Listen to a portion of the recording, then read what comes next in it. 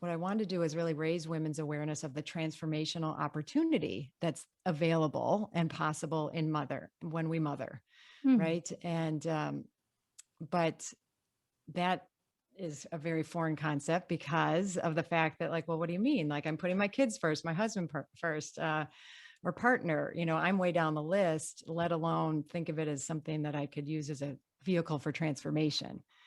So out Yes, of yes, I'm with you there. Like it definitely can be a vehicle for trans. Oh, you give life. You have yes, this opportunity to begin anew in all these moments. Absolutely, I can. I'm so with you there.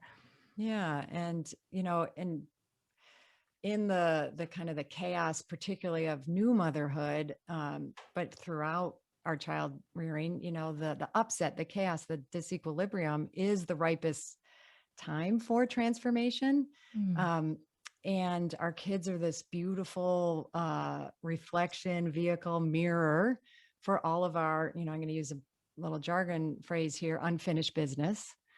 So whatever it is we grew up in. So rewriting the mother code is how can I transform in my mothering and really make my mothering journey my own, right? And we really can't do that until we've brought to consciousness what we were just talking about, the cultural paradigms, anything that's in the way or disempowers us as women, mothers, on that journey.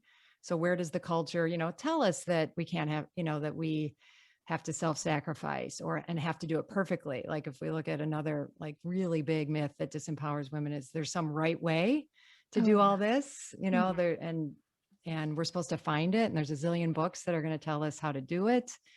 And I always say, actually, I shouldn't say I always say, I heard somebody else say this, and now I always say it, which is if there was a perfect way to mother or even parent, there'd be one book, right? There'd be one book. There wouldn't Yes.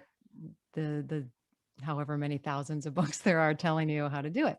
So how do we get present enough with ourselves, aware of our, so much of what you work on, right? Our mindfulness, our own self-awareness.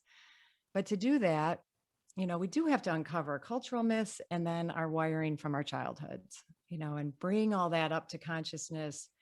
And only from there can I make a discerned, conscious decision about all the choices that are in front of us when we mother.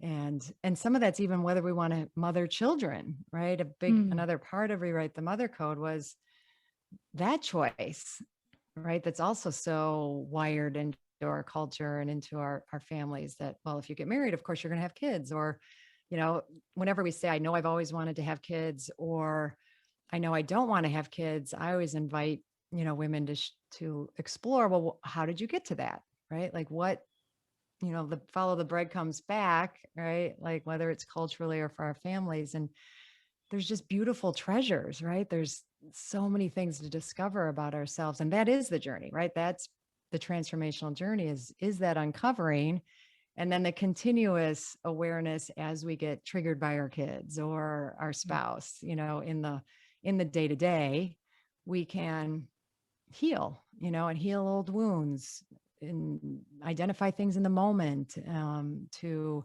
whether we work on it right there in that moment or, kind of tag it as like, I'm going to go work on this with my coach or my therapist, Mm. that kind of thing. Catch new episodes of the Mindful Mama podcast and other free resources, including the Mindful Mom Guide at mindfulmamamentor.com. You can listen to every back catalog episode, including interviews with Dr. Dan Siegel, Janla Van Zant, Sharon Salzberg, and get meditations, join our private Facebook group, and more. Go to mindfulmamamentor.com now. I'll see you there.